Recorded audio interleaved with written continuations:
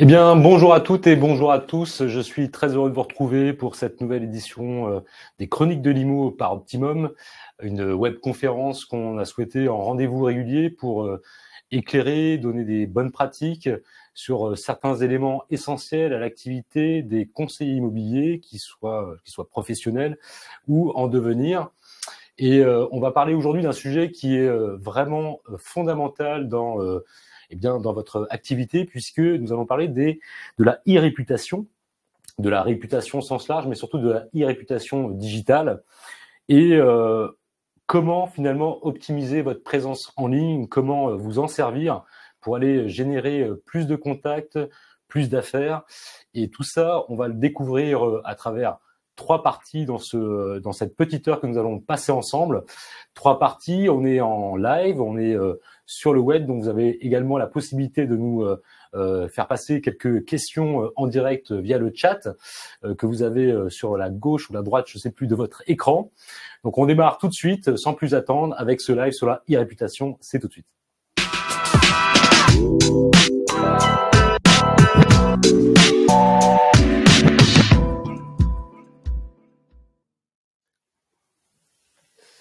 Bien alors, à nouveau, merci d'être au rendez-vous pour cette nouvelle édition. J'ai coutume d'être accompagné d'experts pour pouvoir aborder ces thématiques que nous abordons à chacune de ces éditions. Aujourd'hui, la e-réputation. J'ai le plaisir d'être accompagné par Marion et puis par Frédéric qui vont se présenter dès maintenant. Marion, je te laisse la parole. Merci beaucoup. Donc bonjour à tous, merci de l'invitation pour commencer. Alors je me présente, je suis Marion Thiré, donc chargée de relations clients chez IMO Advisor. Donc j'accompagne le réseau Optimum pour que votre savoir-faire se voit sur Internet et que les Français aient envie de vous contacter, donc en tant que spécialiste de la e-réputation. Donc IMO Advisor, c'est une entreprise nantaise, donc spécialiste des avis clients dans l'immobilier. On va travailler les avis Google d'un côté, mais également les avis garantis, parce qu'on est tiers de confiance. Voilà. Très bien. Frédéric? Oui, bonjour Emmanuel, bonjour à tous. Enchanté d'être parmi vous. Donc, moi, je suis donc Frédéric Didier, je suis le CEO de Géolide. Géolide, nous sommes une entreprise qui édite un logiciel qui permet d'optimiser et de mettre en place la vitrine digitale, aussi bien pour des indépendants, des franchisés et des conseillers immobiliers. Et on intervient sur l'ensemble des leviers essentiels du marketing digital local, bien entendu, depuis la présence en ligne jusqu'à l'activation des réseaux sociaux et les campagnes publicitaires sur Internet. Parfait. Alors ça tombe bien parce que effectivement, tu parles de vitrine digitale. Tout de suite, on va rentrer dans le vif du sujet. On a coutume de dire quand on est dans ce métier qu'il faut être connu et reconnu. Un terme qu'on emploie souvent et qui est peut-être pas assez bien compris, c'est ce qu'on appelle le personal branding. Et c'est ce que je vous propose d'aborder dans cette première partie.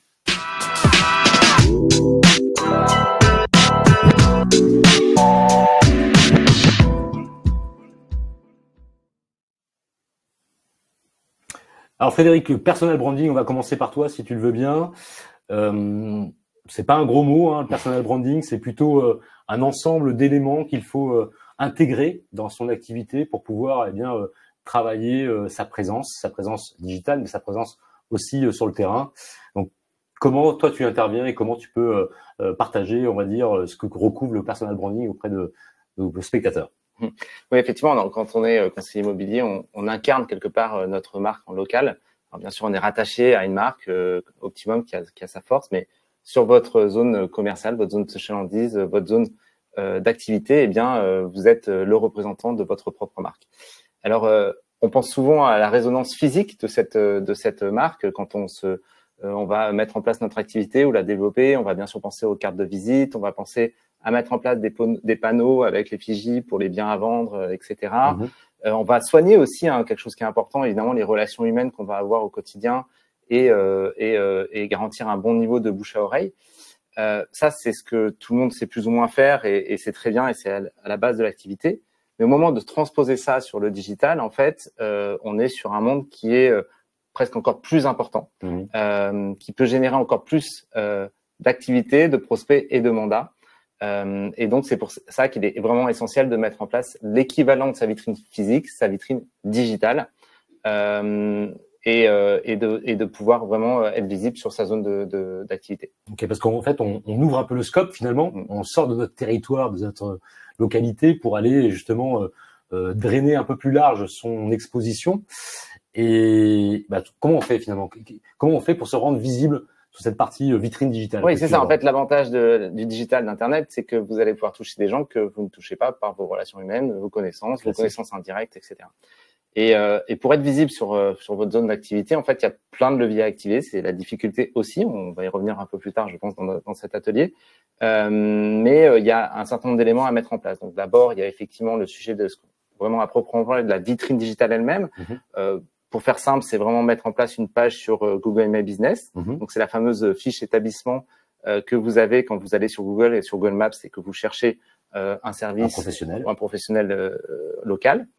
Ça va être la même chose aussi sur Facebook, puisqu'aujourd'hui, Facebook est le deuxième principal carrefour d'audience avec les réseaux sociaux, donc avoir sa propre page, etc. Donc ça, c'est vraiment l'actif de base. Et puis après, on va, pour développer cette e-réputation, développer ce personal branding, ajouter la notion de générer des avis. Je pense qu'on va y revenir aussi, d'avoir la meilleure note possible. Et puis aussi de commencer à avoir de l'activité, peut-être dans un deuxième temps, sur les réseaux sociaux, poster régulièrement sur ces réseaux sociaux, apporter du contenu, avoir une ligne éditoriale et générer des interactions avec les interlocuteurs de notre zone d'activité, les prospects futurs et qui pourront amener des mandats.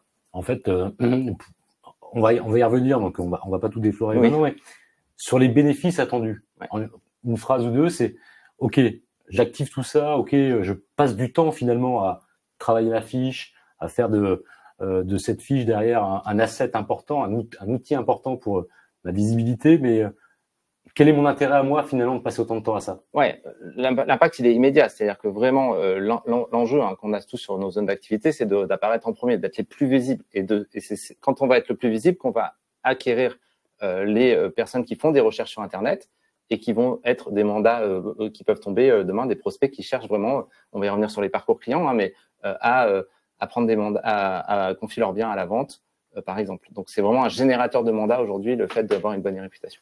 Parfait. Alors, tu parlais effectivement de tous ces nouveaux outils. Finalement, certains ils ont déjà adoptés, bien sûr, mais on sait qu'on a une marge de progression énorme.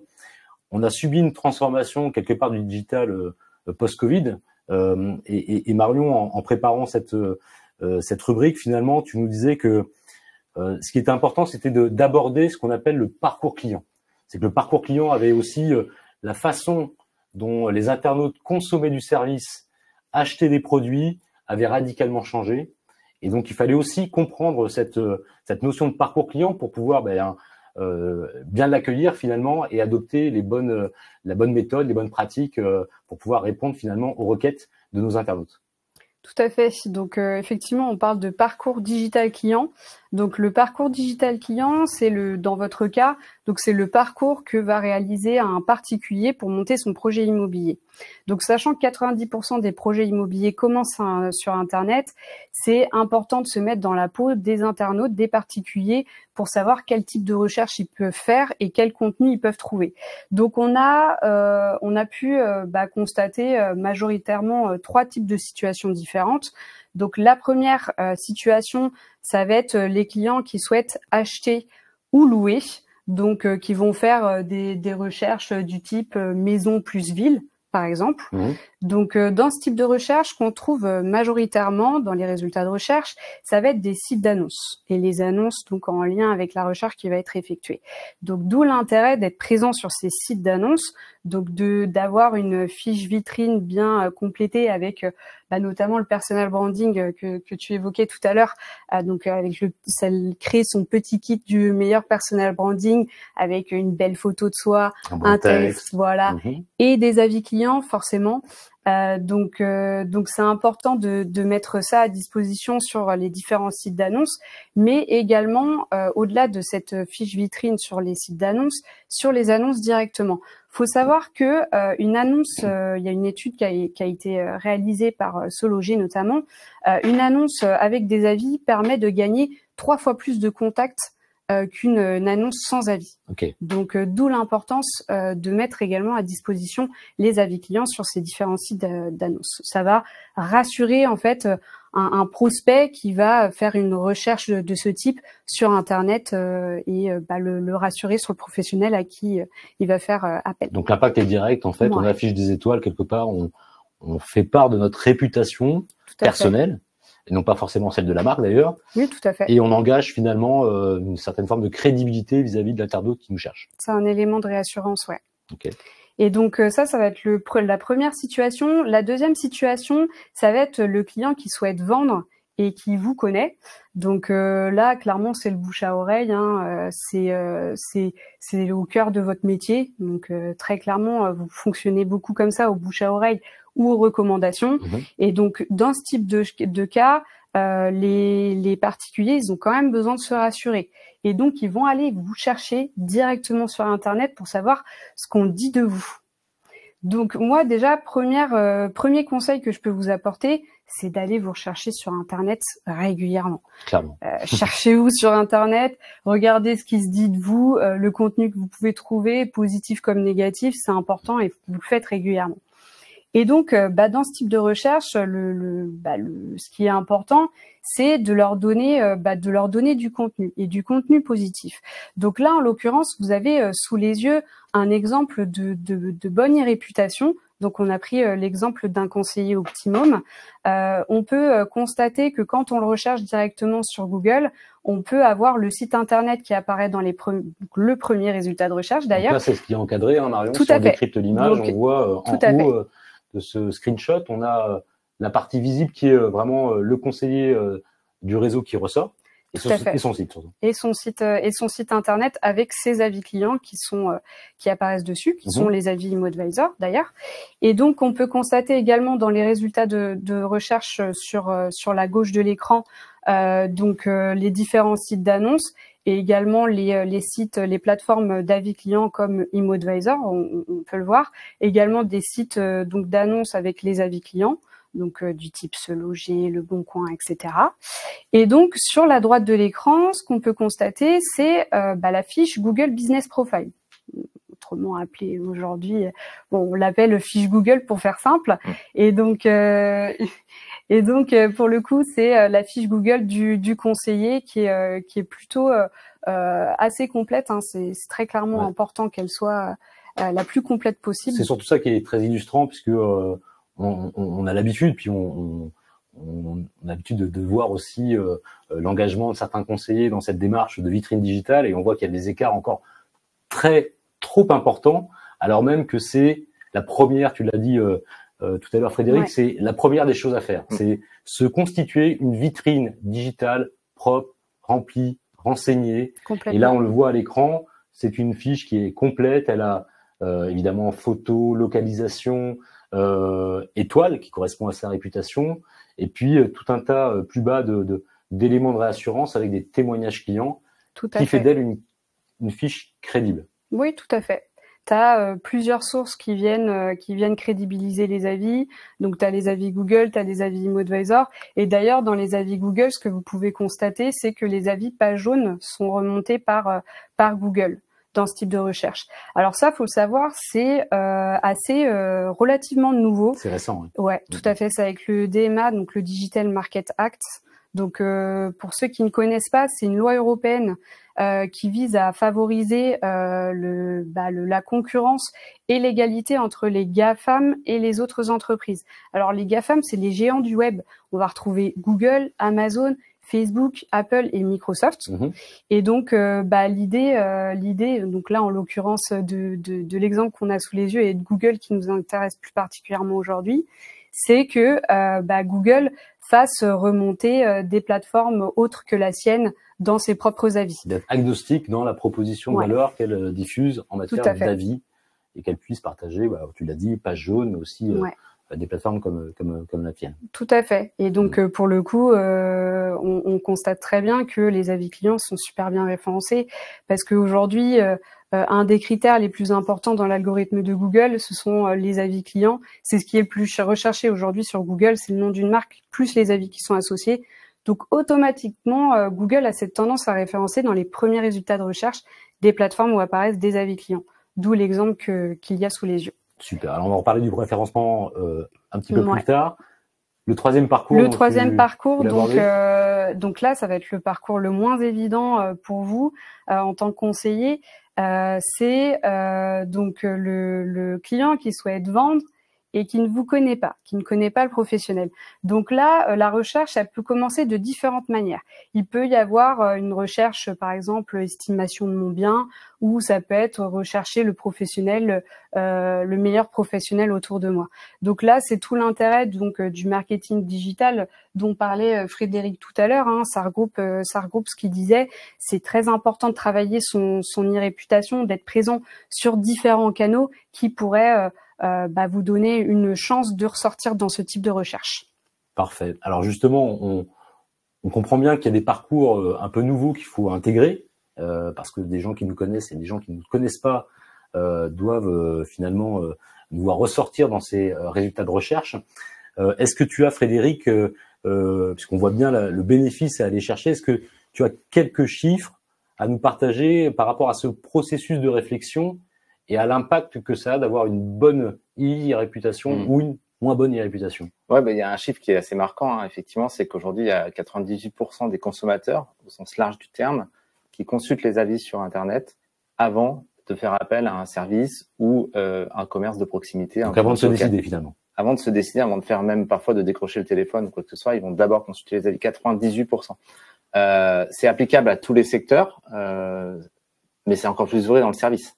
Donc là, on parle aujourd'hui quand même de conseil immobilier. On parle de l'achat le plus important de la vie, souvent pour les consommateurs. Donc bien entendu, l'avis va être au cœur de la décision. Et il faut vraiment présenter, quand on disait la vitrine digitale, bien présenter en externe notre bonne réputation et notre bonne référencement par rapport aux autres aux clients qu'on a pu avoir par le passé. Parfait. Donc on comprend bien que c'est un écosystème complet.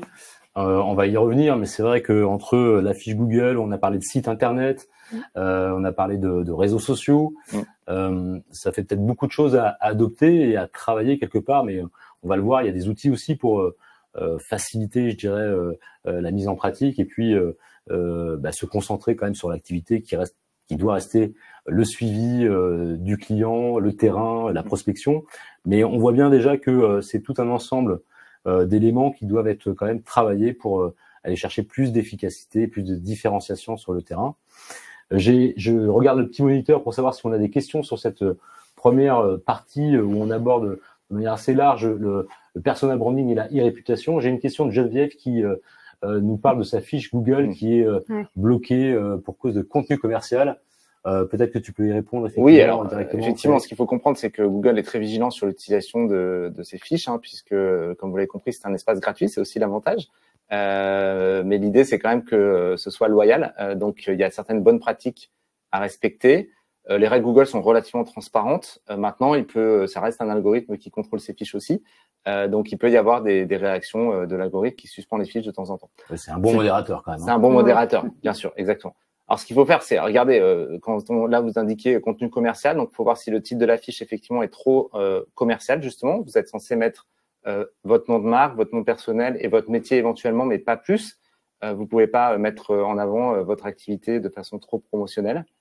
Donc, il faut regarder spécifiquement votre fiche. Je peux tout à fait, vous pouvez me contacter à l'issue de la conférence si vous voulez, on peut regarder ensemble.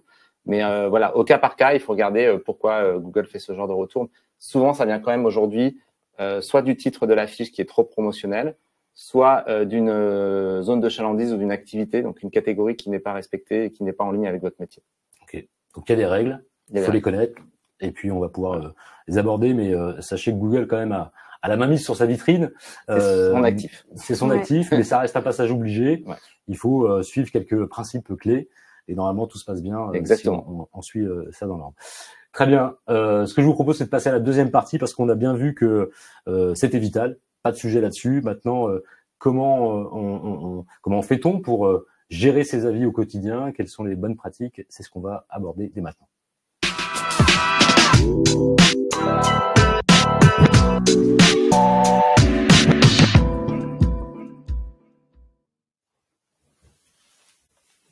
Alors Google, on en a parlé, ImmoAdvisor, on en a parlé aussi, on va rentrer un peu dans le détail. Ce qui est important de comprendre ou de faire comprendre à nos spectateurs, c'est que on est là face à deux plateformes. Finalement, on a une plateforme qu'on dit ouverte, qui est Google, mais on pourrait aussi citer Trustpilot, Facebook, les pages jaunes que tu as cité également Marion. Et puis on a des plateformes qui sont plus spécialisées comme ImmoAdvisor et qui correspondent à un segment de marché, à une activité propre et qui aussi là font intervenir des règles qui peuvent être différentes que la gestion des avis sur Google. Frédéric, on va commencer par toi si tu veux bien pour Google puisqu'on vient d'en parler. On parle de vitrine digitale, on parle d'impact sur le business. Comment on fait pour se rendre plus visible? Comment on traite ses avis? Comment on gère sa e-réputation finalement sur Google? Ouais, alors effectivement, Emmanuel, comme on l'a dit, aujourd'hui, Google, c'est le principal carrefour d'audience sur Internet. Quand on parlait d'être visible sur Internet, en fait, il faut d'abord être visible sur Google. Il y a d'autres leviers, mais commençons par ça. C'est vrai que chez Jolix, c'est notre métier, effectivement, de faire en sorte, comme je disais, que les indépendants, les franchisés aient la meilleure vitrine digitale possible. Les retours d'expérience montrent qu'il y a un certain nombre de recettes à maîtriser, à bien appliquer pour que on fasse en sorte d'être le plus visible sur Internet. Alors, je vais en donner 5 principaux. Il y en a d'autres, mais déjà, si on travaille ces 5 indicateurs sur la partie de Google, on a déjà fait un énorme travail. On le disait tout à l'heure, d'ailleurs, c'est un petit en préparation de la réunion, c'est aussi un peu scientifique. C'est-à-dire qu'en fait, quand on regarde ces 5 indicateurs, c'est vraiment mathématique. Vous allez maximiser ces indicateurs, alors vous aurez un meilleur référencement. Donc, pour revenir dessus, la première chose, on a montré tout à l'heure avec Marion la fiche Google d'un conseiller.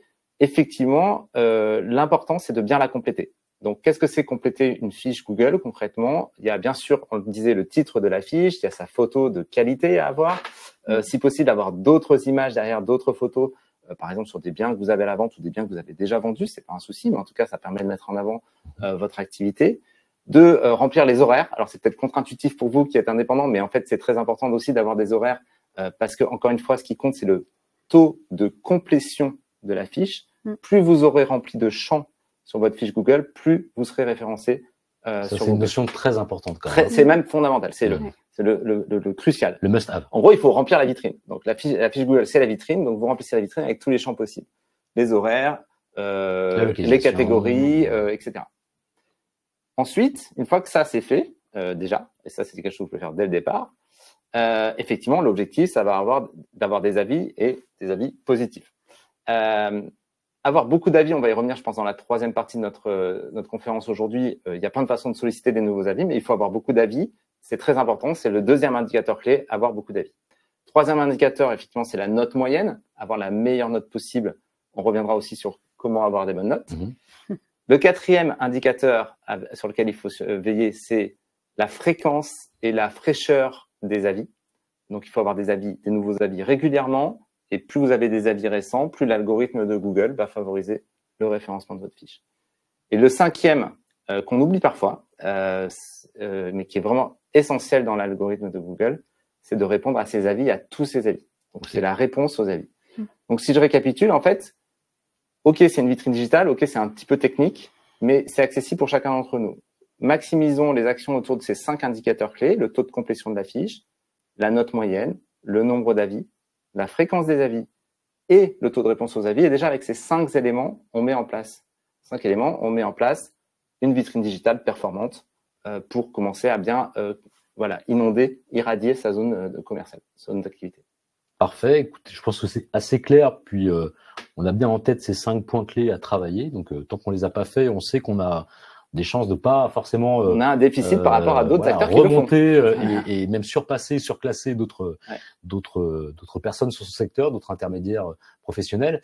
Alors, Google, c'est une plateforme ouverte, on le disait. Ça marche pour tout un tas de choses, du retail, du service, des outils.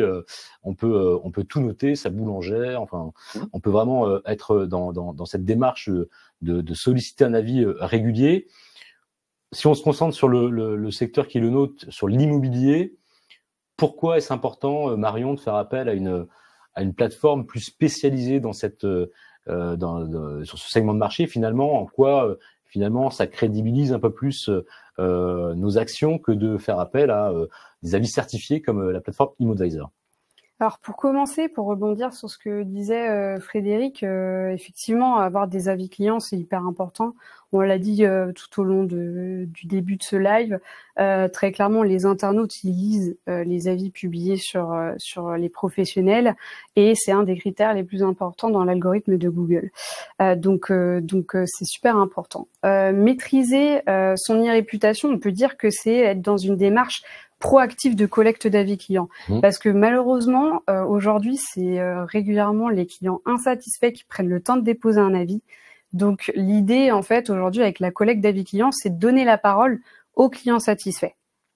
Et donc, j'aime bien cette notion de proactivité. Ouais. Elle renverse un petit peu la tendance, finalement. Tout à fait. Parce que si, en fait, on laisse sa réputation, enfin, on laisse faire, bah malheureusement, on peut voir que dans ce type de situation, c'est régulièrement une réputation neutre ou négative. Moyenne.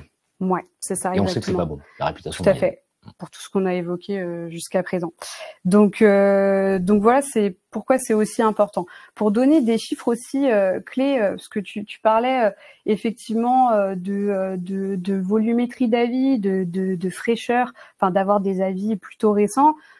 Pour donner également des chiffres clés qui le prouvent, il y a une étude qui a été réalisée et faut savoir que 59% des Français veulent voir une note entre 20 et 4 un nombre d'avis entre 20 et 99 avis publiés pour avoir confiance en la note attribuée et du coup 73% des Français veulent voir des avis datant de moins de 3 mois. Okay. Donc minimum 20 avis, ouais. Entre 20 et 80. Voilà, c'est ça.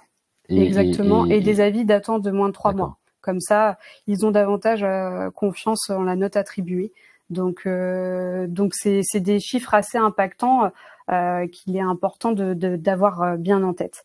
Donc pour en revenir sur l'importance de plateformes comme ImoAdvisor, il y a deux critères importants à prendre en compte. Pour rester dans cette notion de crédibilité, de confiance, les internautes, ils aiment voir des avis sur plusieurs sources qui viennent crédibiliser en fait les avis publiés sur eux.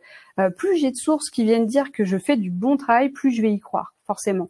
Donc l'idée, c'est d'harmoniser sensiblement le même nombre d'avis et la même note un petit peu partout. C'est ce qu'ImoAdvisor fait, notamment en multidiffusant les avis ImoAdvisor sur une multitude de plateformes partenaires. On en a vu tout à l'heure avec l'exemple qu'on avait que du bon référencement du mandataire Optimum. Donc, pour vous en citer quelques-uns, par exemple, on peut voir s'afficher les avis les avis ImoAdvisor sur Se Loger. On va avoir Bien Ici, Le Bon Coin, tout nouvellement Le Figaro, Page Jaune, Meilleur Agent, Ouest France, Paru Vendu. En bref, les avis, on les fait, on les multidiffuse un petit peu partout. Et sur Google. Et alors sur Google, c'est pas encore mis en place pour le coup, mais c'est en cours de réflexion avec le siège. Okay. Voilà. Mais par contre, avec le DMA, ce dont on a vu tout à l'heure, les avis d'autres plateformes remontent automatiquement en fait dans les avis Google. Mais il y a une distinction qui est vraiment faite entre les deux. Il y a d'une part les avis ImoAdvisor ou les avis Page Jaune, et d'une autre part les avis Google. C'est des avis bien différents. Ce que tu dis, c'est que si les notes sont proches, ça renforce l'authenticité, la crédibilité et le savoir-faire finalement qu'on expose. Quoi. Tout à fait. Okay. Et la deuxième notion importante, c'est aujourd'hui c'est un peu la guerre aux faux avis sur Internet, notamment sur Google. On sait que Google c'est super important d'y être présent pour toutes les raisons qu'on a évoquées, mais très clairement, il y en a beaucoup qui ne croient pas en les avis publiés sur Google, qui vont pas être forcément vérifiés ou modérés, et donc ils veulent voir de véritables avis clients, des avis authentiques. C'est pour cette raison qu'il existe une norme. Donc c'est la norme NEF Service par l'AFNOR certification. Donc, qui permet d'authentifier auprès des internautes que les avis publiés proviennent de véritables clients. Donc, il y a tout un système de modération qui est mis en place pour s'en assurer et l'assurer surtout auprès des internautes qui vont consulter les avis. Et ImoAdvisor a cette norme pour suivre justement pour avoir vraiment cette notion de crédibilité. C'est ce que tu appelais tout à l'heure tiers de confiance. Ouais, parce tout qu'il à y a fait. une certification derrière qui authentifie finalement l'avis reçu et la réponse aussi apportée, quoi. Exactement. D'accord. Okay. Tout à fait. On reparlait où tu faisais une notion à l'idée de l'impact finalement, Frédéric. Cet impact en fait positif ou à contrario négatif que cela peut avoir. Est-ce que tu peux nous en parler un peu plus par rapport à cette e-réputation, à cette notation finalement? On parlera des étoiles tout à l'heure, mais c'est quoi finalement ce qu'on cherche à atteindre et quel impact on peut aller chercher? Oui, voilà. Enfin, c'est vrai que si on fait tout ça, si on est là pour discuter, c'est aussi pour générer du business, concrètement. Clairement. Des mandats, des prospects. Et effectivement, nous, chez Joly, on a fait une étude il y a quelques temps. On va vous afficher un graphique à ce titre. 2 graphiques d'ailleurs qui ont pour but de vous montrer l'impact que peut avoir la bonne gestion de l'e-réputation, justement. Donc très concrètement, de quoi on parle? Nous, on a fait une analyse sur un réseau de 500 établissements qui ont tous les mêmes activités, le même produit, donc qui est une éprouvette similaire. Et en fait, le résultat de l'analyse a été intéressant parce qu'on a traqué l'ensemble des leads, donc des prospects, qui ont été générés à la fois par le téléphone ou par des formulaires Internet. Et on a corrélé ça, croisé ça avec la data sur justement la note moyenne des fiches établissements de chacun de ces établissements. Et en fait, ce qu'on voit sur ce graphique-là qui apparaît à l'écran, c'est que sur l'axe horizontal, on a la note, vous retrouvez des 1 à 5 donc de Google, la note des 5 étoiles de Google. Si vous êtes le plus à gauche, c'est que vous avez vraiment une très mauvaise réputation, et si vous êtes à droite, c'est que vous avez une très bonne note sur Google. Et l'axe vertical, c'est le nombre de leads dont je parlais qui ont été générés sur la période qu'on a analysée. Chaque petit point, c'est un établissement, une fiche établissement. Ce dont on se rend compte, c'est qu'il y a une très forte corrélation, évidemment, entre la note qu'on a et le nombre de prospects, le nombre de leads qu'on génère pour son business via la fiche Google. C'est très significatif parce que ce qu'on se rend compte si je vous donne juste un chiffre qu'on ressort de ce graphique, par exemple, c'est que quand on a une note de 4,5, d'accord, 4,5, en moyenne, on génère 5 fois plus de prospects que quand on a 3,5. Donc, on parle, entre guillemets, que une étoile d'écart, un point d'étoile d'écart. C'est 5 fois plus de prospects. Ce qu'on voit très bien sur la courbe, c'est qu'il y a une accélération. C'est-à-dire, plus vous allez vous rapprocher du 5, plus vous allez remonter dans les résultats de Google, puisque c'est comme ça que fonctionne l'algorithme. Et donc, plus vous allez générer de prospects, parce que c'est vous qu'on va voir en premier, c'est sur vous qu'on va cliquer, c'est sur vous qu'on va appeler. Là, tu parles tu parles de prospects. Donc, c'est bien des gens qui ne vous connaissent pas, qui ne connaissent pas. Ça peut être des gens qui vous connaissent et qui ont besoin d'être rassurés par la note, bien sûr, comme le disait très bien Marion. Ça peut être aussi des gens qui sont sur votre zone d'activité et qui ne vous connaissent pas. Okay. Donc ça, c'est juste déjà l'impact de la note elle-même. Donc, c'est juste crucial, on voit bien. Il y a un deuxième élément, je parlais tout à l'heure en termes de critères, c'est le nombre d'avis. Donc, si on va sur le deuxième graphique, on a croisé la même information au nombre d'avis. Et ce qu'on se rend compte aussi, c'est qu'avoir très peu d'avis, comme tu le disais, ça ne fonctionne pas. Si vous avez une super note, mais que vous avez moins de 20 avis, vous êtes tout en bas à gauche, donc vous ne générez pas de prospects, pas de leads. Par contre, si vous avez beaucoup d'avis, là, vous avez une accélération aussi de votre business. Donc là, c'est ce que tu disais tout à l'heure, Marion, d'ailleurs, c'est en dessous de 20 avis, ça compte presque pas, si je fais court. Et à partir du 20e, 25e avis, comme on voit sur la courbe et sur la ligne horizontale, là, c'est que on commence à générer de plus en plus d'avis de manière automatique, finalement, grâce à son référencement. Ouais, et puis ce qui est très important, c'est que c'est toujours relatif, ça, c'est relatif à votre zone d'activité, à vos concurrents. Si vous avez des concurrents qui ont 70 avis et la même note que vous, ils ressortiront devant vous, mécaniquement. Donc, il faut toujours comparer aussi par rapport aux concurrents de votre zone, y compris les agences immobilières physiques, j'insiste là-dessus, on en reparlera aussi. Mais ce qu'il faut bien retenir de ces 2 graphiques, c'est qu'effectivement, il faut avoir la meilleure note possible, mais ne vous contentez pas d'un 4,9 avec 20 avis, clairement. Il faut avoir une bonne note ne suffit pas, et avoir 5 sur 5, c'est inutile s'il n'y a pas les avis pour légitimer cette note derrière. Alors, tu l'as abordé quand même, si par rapport à une agence immobilière traditionnelle, est-ce que en tant que conseiller immobilier, on peut effectivement sortir du lot et dépasser complètement une agence ou un autre professionnel plus important que soi-même? C'est ça. En fait, pour moi, le digital, c'est une opportunité pour un conseiller immobilier indépendant. C'est-à-dire qu'en fait, c'est l'endroit où vous êtes plus visible qu'une agence immobilière physique. Vous pouvez dépasser sur votre zone d'activité ou faire la recherche de annonces immobilières, achats immobiliers, maisons à vendre, etc. Et si vous avez bien travaillé votre référencement, bien travaillé votre vitrine digitale, vous allez ressortir devant des agences immobilières qui ont pignon sur rue par ailleurs. Donc ça, c'est vraiment une opportunité super de travailler Google en particulier et les avis en général. Alors, comme on est sur une thématique qui est, je crois, comment passer d'un conseiller à 1 étoile au conseiller à 5 étoiles, est-ce que finalement les 5 étoiles, on l'a vu un petit peu, mais est-ce que les 5 étoiles, c'est le Graal ou est-ce que c'est finalement un vœu pieux et finalement ça peut être contre-productif si on a 5 étoiles, comme on peut le voir dans d'autres domaines d'activité. Marion. Faut savoir que les internautes veulent voir en règle générale une note qui se situe entre 4,2 et 4,6 pour avoir confiance en la note attribuée. D'accord. En fait, le 5 sur 5, il va pas être crédible pour les clients parce qu'ils vont, enfin pour les internautes, parce qu'ils vont se dire que ce sont de faux avis. Donc pour le coup, il vaut mieux avoir une note qui se situe entre 4,2 et 4,6. Après, évidemment, plus le nombre d'avis est important et où les avis vont avoir un contenu, donc un commentaire, et plus ils vont être crédibles aussi. Donc, si il y a énormément d'avis et que la note se rapproche de 5, ce sera crédible bon aussi. Ouais. Voilà. Si vous avez 5 avis, c'est très bon, bien évidemment. Oui. Ce qu'il faut, c'est coupler vraiment cette bonne notation avec un nombre de commentaires suffisant et la récurrence. Des avis qualitatifs. Okay.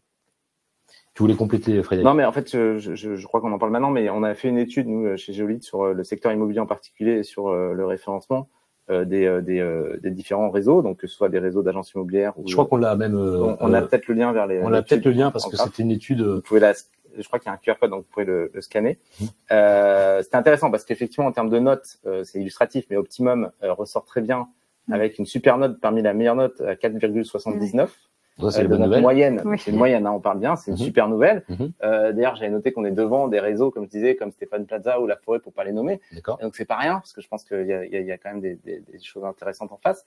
Et donc 4,79, c'est génial. En revanche, à contrario, et c'est ça qui est intéressant dans l'étude, et par rapport à ce que je disais tout à l'heure, c'est qu'il n'y a pas assez d'avis en moyenne. Par exemple, pour légitimer ce 4,79, allons recueillir les avis complémentaires. Là, on est à peu près à moins de 10 en moyenne sur les fiches qui ont été analysées.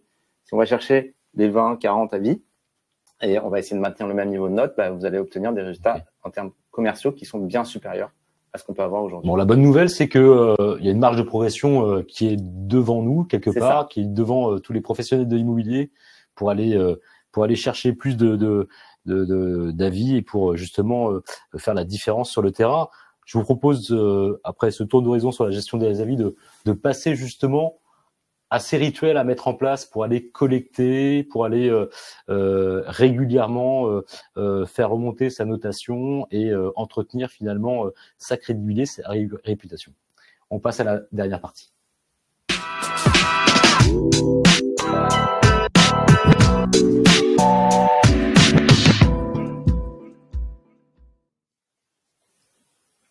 Alors, on passe à la dernière partie qui est une partie vraiment plus pragmatique, théorique, enfin pratique justement sur la collecte d'avis, sur je parlais des rituels parce que finalement ce sont des rituels. Encore une fois, on en a parlé.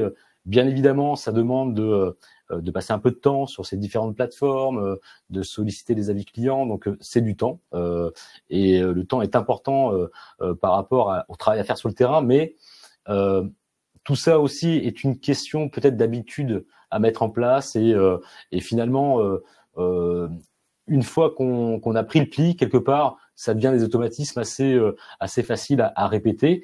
Marion, comment fonctionne cette collecte d'avis sur ImmoAdvisor qui est un petit peu différent de celle qu'on peut faire sur Google? Alors chez ImmoAdvisor, tout commence par la collecte d'avis. Forcément. Chez ImmoAdvisor, on peut collecter des avis à partir du moment où un mandat de vente ou un mandat de recherche peut être signé. Et donc, on peut voir dans certains réseaux comme Optimum, par exemple, que la collecte se fait de manière automatique, c'est-à-dire que un mail est envoyé à la fin de la prestation. Après l'acte, la signature chez le notaire, pour demander l'avis au client. Donc là, ce qui est intéressant avec la collecte en automatique, c'est que les conseillers n'ont rien à faire. Ils ont juste à attendre la collecte d'avis. Après, moi, si je peux donner quelques conseils en laissant la collecte en automatique se faire, c'est déjà de prévenir ses clients en amont de l'envoi de ce mail pour que les clients soient bien prévenus et comprennent de quoi il s'agit, parce que la collecte d'avis, c'est tout dans la manière de faire, très clairement. et aussi relancer si le client il n'a pas déposé d'avis, relancer de manière personnalisée avec un petit coup de fil ou un SMS. Un petit SMS. Voilà, c'est ça. On prend des nouvelles en même temps et en plus de ça, on parle de la collecte d'avis. Très clairement, les mandataires, ils ont une relation de proximité avec leurs clients, donc il faut en profiter pour demander des avis. Chez ImoAdvisor, en plus de ça, on a aussi on met des outils à disposition pour collecter proactivement l'avis des clients en toute autonomie. Donc on dispose de plusieurs moyens pour le faire. Donc on a une application qui est l'outil Terrain, qui permet de collecter en direct, en face à face, l'avis des clients. Donc en rendez-vous client, demander l'avis chez le notaire directement après la transaction. Tout à fait. Et c'est clairement le moyen le plus efficace aujourd'hui d'obtenir un avis. Ça s'appelle le moment de vérité, je crois. C'est ça. Et du coup, ça fonctionne très bien. Je sais qu'il y en a beaucoup qui sont frileux d'utiliser ce moyen de collecte parce que c'est jamais évident d'oser le faire. Puis tu sais jamais en fait l'avis qui peut être déposé. Mais moi, ce que je vous conseille, c'est de le faire une fois, 2 fois, et vous allez voir après, ça se fait tout seul. Et donc, comme je le disais, c'est tout dans la manière de faire. Et au-delà de ça, on propose aussi d'autres moyens de collecte. Donc, vous pouvez toujours l'envoyer de manière manuelle par mail, par SMS ou via QR code. Et donc, on vous met des outils à disposition. Et ce que je vous conseille en plus de ça, c'est de solliciter toutes les personnes impliquées dans le projet. Donc, s'il y a plusieurs vendeurs, plusieurs acquéreurs, vous pouvez demander l'avis de tous les clients. On parlait de la transaction, mais vous pouvez aussi, si vous faites de la location chez ImoAdvisor, donc on propose différents questionnaires en fonction du profil client. Donc si c'est un acquéreur, un vendeur, un locataire ou si c'est même de la gestion locative. Et donc il y a un questionnaire adapté qui est proposé en fonction du profil client. Voilà. D'accord. Donc en fait ça marche pour la transaction classique, mais aussi pour la location. Tout à fait. À la signature de l'acte, mais aussi au mandat. Enfin, dès le mandat, on peut aussi demander. Et donc là, en l'occurrence, pour un locataire, c'est, excuse-moi, je t'ai coupé, mais pour un locataire, en l'occurrence, ça va être à la signature d'un bail ou état des lieux d'entrée. D'accord. Voilà. Et donc ensuite, tous ces avis, une fois que vous les avez obtenus, ils vont être vérifiés par une équipe de modération, parce que je parlais tout à l'heure de l'AFNOR. Donc ImoAdvisor a la certification NF Service par l'AFNOR. Et donc, en l'occurrence, tous les avis vont être vérifiés humainement par des humains, hein, c'est ce voilà, exactement. Oui, par des humains pour le coup, pour une équipe bien dédiée qui va vérifier tous les avis. Avis qui vont être ensuite publiés et multidiffusés sur les plateformes dont je parlais tout à l'heure. Le Bon Coin, Se Loger, Le Figaro, Bien Ici, etc. Donc on charge de la multidiffusion. Une notion aussi importante, c'est que effectivement, comme on est, on n'achète pas ou on vend pas un appartement ou une maison tous les jours, donc on est sur une collecte d'avis qui peut être, je dirais, plus limitée que si on était dans le commerce de détail, si je puis dire. Donc là, c'est important d'aller solliciter l'avis de tous les protagonistes de la transaction parce que chaque protagoniste va pouvoir laisser un avis et ça va compter comme un avis. Donc on va pouvoir multiplier, même si c'est qu'une vente. Tout à fait. Toute la collecte d'avis autour de ces protagonistes. T'as complètement raison, surtout pour les conseillers qui viennent de commencer. Ils ont, au démarrage, ils n'ont pas énormément de clients qui demandaient l'avis. Donc très clairement, c'est intéressant et important pour eux à ce moment-là de solliciter toutes ces personnes-là pour atteindre une volumétrie suffisante, comme on a pu le dire tout à l'heure. Alors si on commence dans le secteur de l'immobilier, on peut aussi se servir de Google. Il y a plusieurs petits tips, si je puis dire, bonnes pratiques à mettre en place aussi pour aller collecter sur cette plateforme ouverte. Ouais, tout à fait. En fait, dans la ligne de ce que dit Marion, effectivement, très important d'avoir des avis de qualité des clients et au fur et à mesure de leur parcours.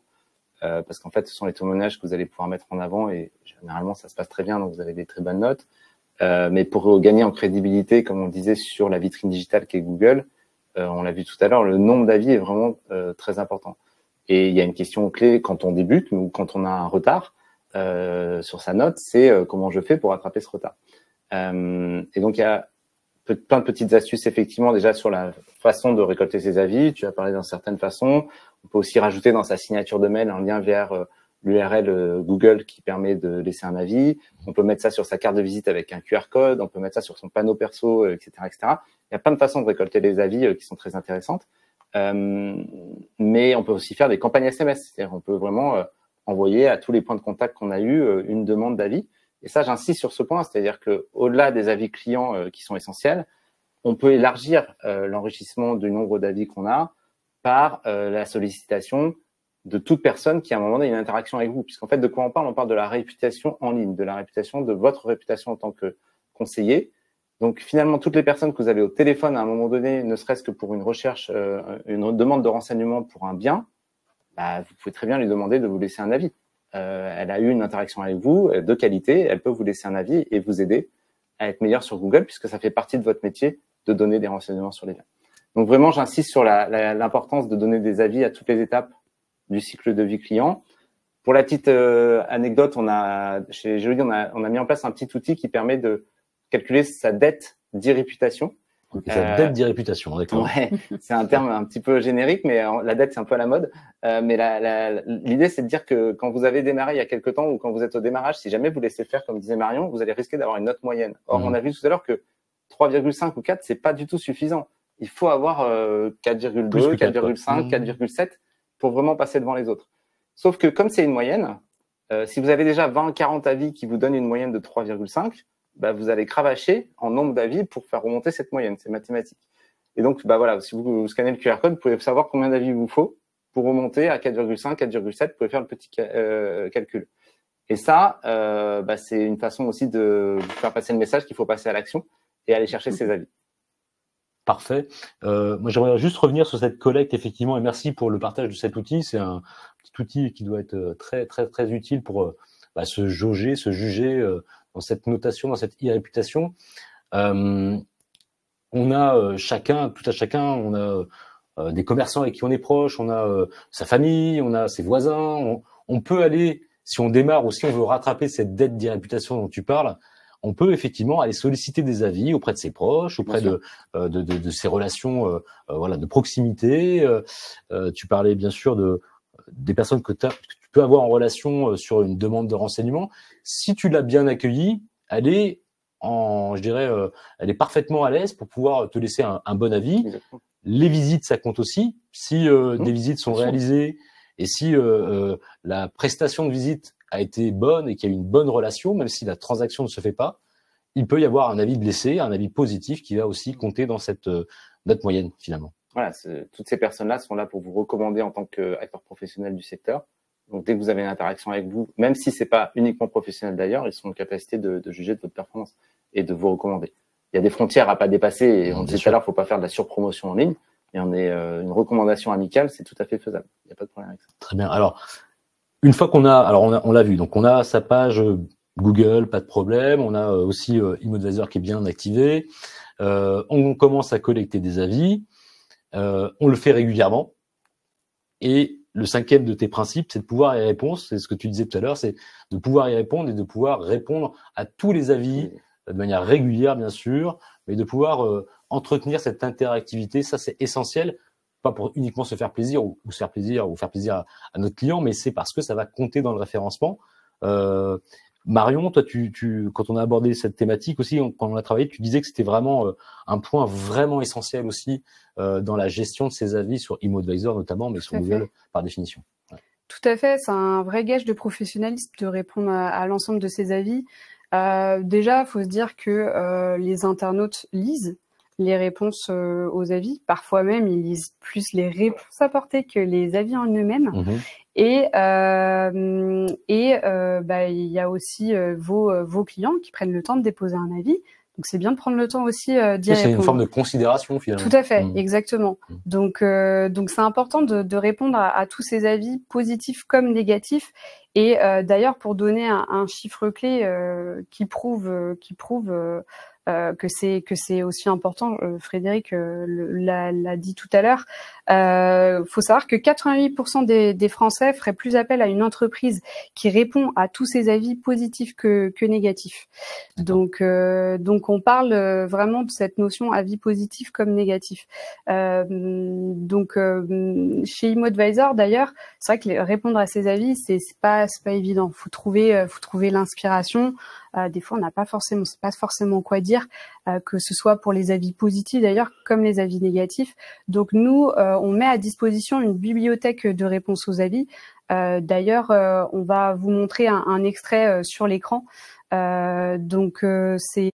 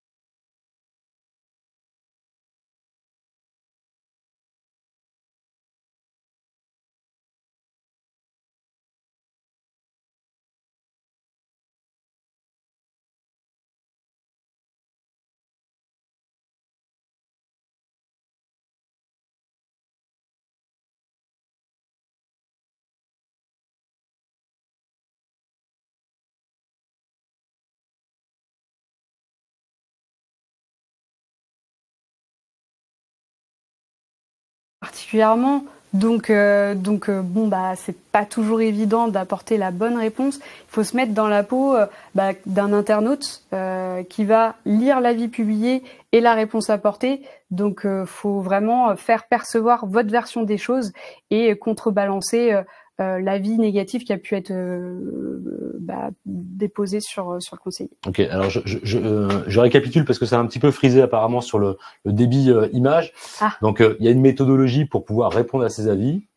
Chez ImoAdvisor, on peut aider aussi avec des réponses un peu préfabriquées, préformatées, mais il faut quand même les personnaliser parce que la personnalisation est quand même importante.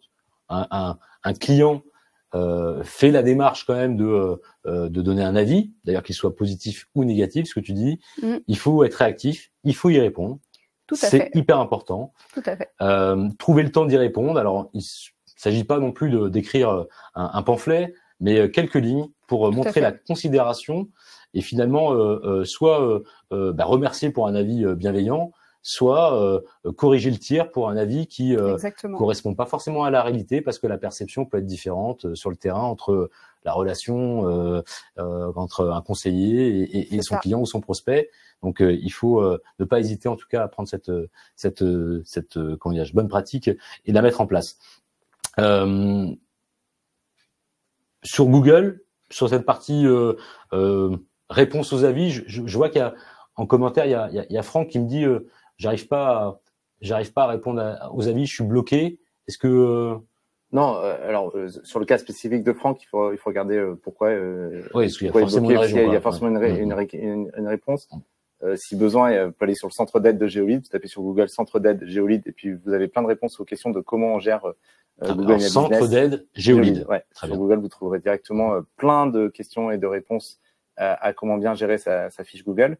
Vous pouvez aussi me contacter à l'issue de la conférence sans problème pour regarder spécifiquement. Sur Google en général, effectivement, de la même façon, il faut absolument répondre à tous les avis, comme tu le disais, bien entendu, y compris les avis positifs sans commentaire, les avis négatifs sans commentaire. Au-delà de la confiance, comme tu le disais très bien que ça génère, c'est aussi, encore une fois, pour nourrir l'algorithme. Et une fiche Google qui répond à tous ces avis sera toujours mieux référencée qu'une fiche qui a de très bonnes notes, mais qui ne répond pas à ces avis. Parfait. Alors, si on reprend tout, on a notre fiche, on a collecté des avis régulièrement, on y répond régulièrement. Donc, on est un conseiller pas aux 5 étoiles, mais presque. Donc, ça, c'est très bien. Mais ce qui est encore mieux, c'est de le faire savoir. On a ce savoir-faire quelque part. Comment on on partage cette notation, comment on fait savoir cette expertise qu'on a été chercher à travers la collecte des avis. C'est aussi un sujet, c'est aussi important de collecter que de communiquer sur ces avis. Comment ImoAdvisor met en place finalement les outils pour pouvoir justement travailler cette notoriété des avis, de sa e-réputation.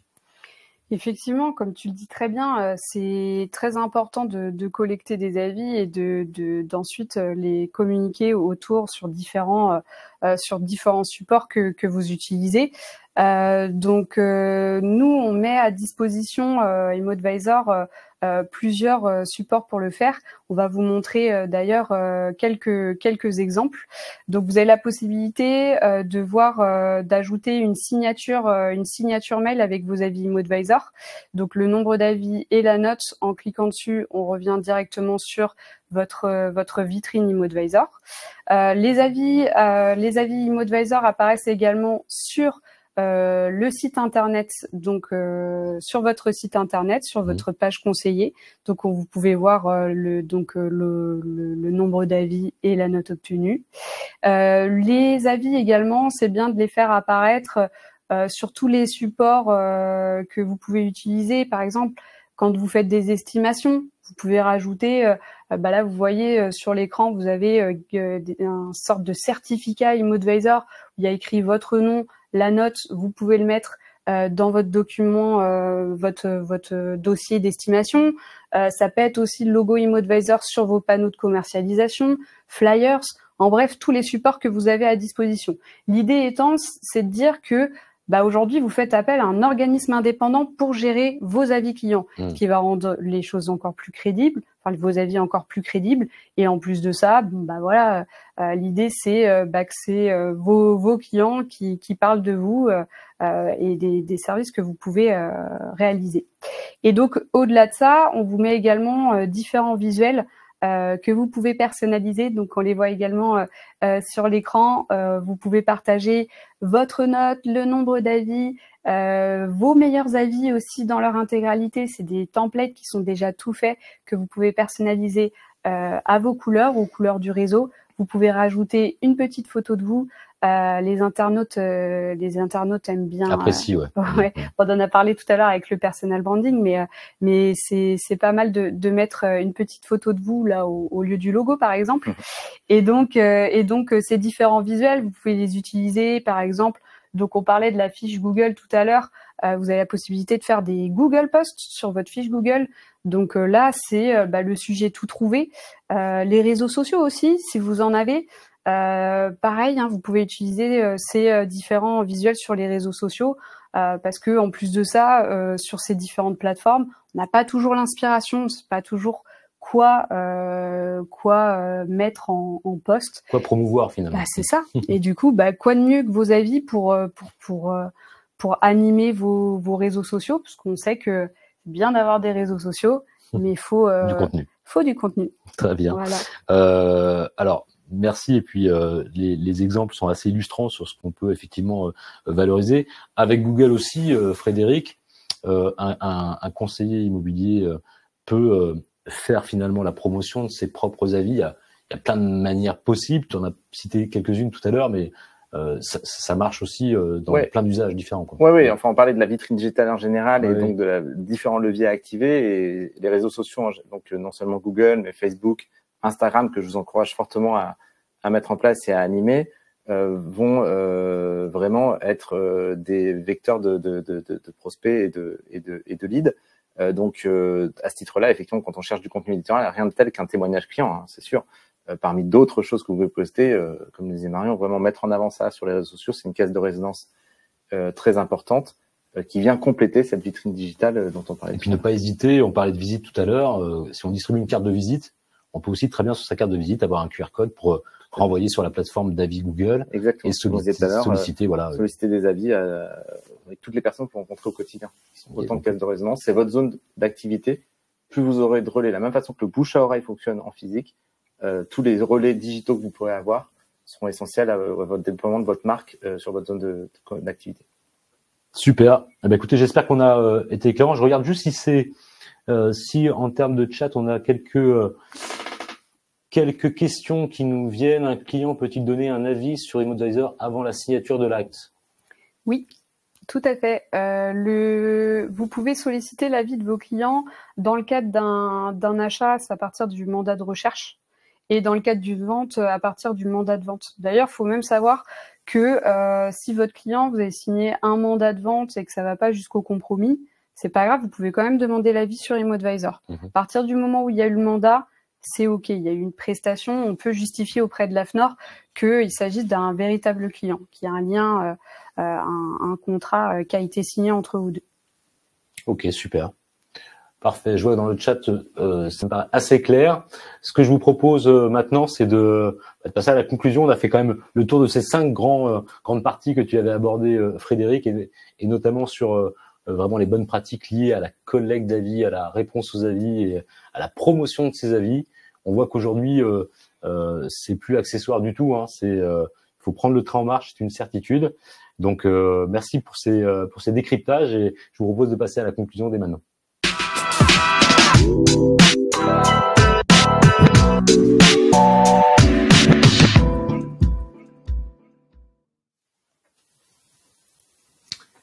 Donc, je parlais de train en marche, voilà, parce que, et toi, tu parlais de dette, de dette d'irréputation. On est sur des mots forts, hein, quand même, mais c'est une réalité. C'est une réalité parce qu'il faut adopter toutes ces bonnes pratiques, tous ces services dès maintenant pour ne pas creuser l'écart finalement. Et on est sur un marché qui reste concurrentiel, qui repart. On en est tous contents. Pour émerger dans cet environnement, voilà, il faut prendre en main son personal branding et plus spécifiquement sa réputation. Mais quand on est agent immobilier indépendant, il faut aussi surtout être sur le terrain. Donc c'est compliqué de conjuguer tous ces outils, toutes ces obligations quelque part, notamment liées au digital, mais ça reste encore une fois vital, on le disait tout à l'heure. Est-ce que demain, ImmoAdvisor, alors on parlait de gabarit pour la promotion qui aide, on parlait de contenu. En ce moment, il y a un sujet d'actualité qui est l'intelligence artificielle. Est-ce que ça va aussi aider les conseillers à faire à leur place quelque part cette partie-là pour accélérer la collecte ou la réponse aux avis? Tout à fait. L'intelligence artificielle aujourd'hui, elle peut être utilisée pour vous aider sur des choses que vous n'avez pas forcément le temps de faire ou pas l'inspiration. On parle notamment, on pense notamment à la réponse aux avis. On en a parlé tout à l'heure, c'est super important de le faire. On n'a pas toujours l'inspiration. On vous met une bibliothèque à disposition, mais une fois que voilà, vous avez fait le tour, c'est bien d'avoir d'autres idées et l'intelligence artificielle peut aider en ce sens. Donc, faut savoir que d'ailleurs, ImmoAdvisor a une fonctionnalité de réponse aux avis via l'IA, propose cette possibilité-là et très clairement, il y a des exemples de réponses qui sont super impressionnantes. Bluffantes. Ah oui, clairement. Bluffante de personnalisation. Oui, complètement. Et donc, bien sûr. Bon, la réponse via l'IA, faut pas hésiter à la personnaliser encore davantage parce que les particuliers aiment bien quand même avoir une réponse personnalisée. Et au-delà de ça, l'IA, elle peut être utilisée aussi pour, par exemple, la création du texte descriptif. On parlait du personal branding tout à l'heure, ça fait partie intégrante du personal branding.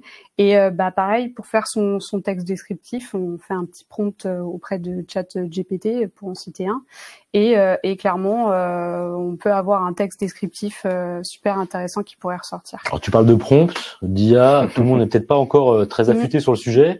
Mais on a des super formations chez Optimum pour que justement les quelques bonnes pratiques aussi sur ce terrain de jeu puissent être adoptées le plus possible parce que tu l'as dit, c'est un gain de temps extraordinaire. Une fois qu'on a pris le pli, c'est incroyable, de richesse bien sûr, de personnalisation et ça marche aussi pour Google parce qu'on peut aussi personnaliser ses réponses avec l'aide de ChatGPT par exemple et faire du copier-coller classique, ça marche très bien. Tout à fait. Bon. Il y a une notion, je voudrais terminer par ça, qui est aussi intéressante parce qu'on parlait de personal branding, on parle de marketing digital local, on parle de notoriété. Attention, la nuance peut être fine, mais on ne parle pas d'influenceur, hein, mon cher Frédéric. Oui, pour bien parler régulièrement avec des conseillers immobiliers. Et puis en ce moment, je sais qu'à Bordeaux, il y a une agent immobilier qui fait bien le buzz, Alexia Blanchi, avec ses posts sur TikTok, Instagram, etc. C'est pas ce qu'on vous demande. C'est pas ce qu'on attend d'un conseiller immobilier aujourd'hui et d'un professionnel en général. Influenceur, c'est un vrai métier, rémunérateur d'ailleurs, apparemment par ailleurs.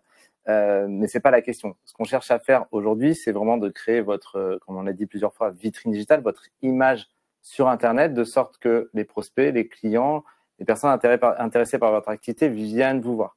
Donc, l'objectif, c'est d'être connu, reconnu, recommandable. On a insisté sur la fiabilité, l'authenticité. Tous ces éléments-là, c'est vraiment ce qu'on vient chercher en actionnant les différents leviers. Alors, évidemment, c'est pas évident. C'est un travail qui n'est jamais terminé, par définition. C'est j'ai pas mis ma vitrine digitale en place et puis j'ai plus rien à faire. Il faut aller chercher des nouveaux avis, il faut répondre aux avis qui arrivent. Il faut poster régulièrement sur les réseaux sociaux et c'est effectivement un travail. Alors, pour faire ça, il y a des plateformes, des outils, comme je vous dis, qui peuvent vous aider à le faire pour activer tous les leviers en même temps et donc finalement faciliter votre traitement de votre boîte à outils digitale.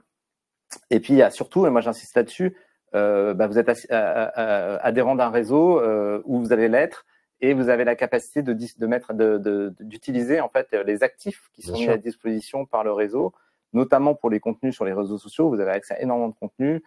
Pour les avis, de la même façon, vous pouvez avoir accès à des templates de réponse d'avis, etc. Donc, vous avez énormément de ressources qui sont disponibles. Ce qui est sûr, c'est qu'à la fin, ça fait quand même partie de votre business, de votre activité, de veiller à votre e-réputation, votre vitrine digitale, et il faut y consacrer un temps significatif de votre semaine pour que ça porte ses fruits. Il n'y a pas de secret. Ça sera le mot de la fin. J'aime bien cette notion, ce triptyque connu, reconnu et surtout recommandable, parce qu'on parle bien de ça. C'est comment on se fait recommander par le biais de sa e-réputation. Et ça, c'est vraiment tout l'intérêt du sujet que nous avons eu le plaisir de traiter aujourd'hui. Il est urgent de ne pas attendre. Donc, je vais rester là-dessus. Merci beaucoup Marion, merci beaucoup Frédéric. On a passé une petite heure, je pense, assez riche.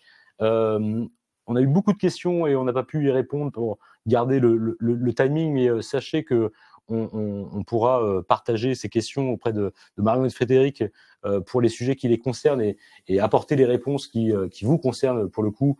Mais voilà, l'idée c'est d'être le plus éclairant et de vous aider dans cette gestion des avis. Vous avez aussi quelques ressources durant ce live, des guides, un petit outil de calculateur et puis peut-être aussi des gabarits qu'on vous repartagera pour que vous puissiez voir tout l'étendue, le champ du possible en termes de promotion. C'est hyper important aussi, on l'a vu. Donc n'hésitez pas à repartager ou en tout cas à regarder, à revisionner ce live en replay ou même en podcast, puisque nous allons désormais maintenant être diffusés sur un ensemble de chaînes en podcast pour qu'il y ait le plus d'écoute possible. Et je pense que vous êtes aussi à disposition si certains de nos spectateurs ont des questions, évidemment, pour pouvoir y répondre de manière plus personnelle. Merci encore à vous deux, c'était un plaisir. Je vous donne rendez-vous, j'espère très bientôt, enfin c'est sûr très bientôt, pour une prochaine conférence live, les chroniques de l'IMO par Optimum. Et d'ici là, portez-vous bien. À très bientôt.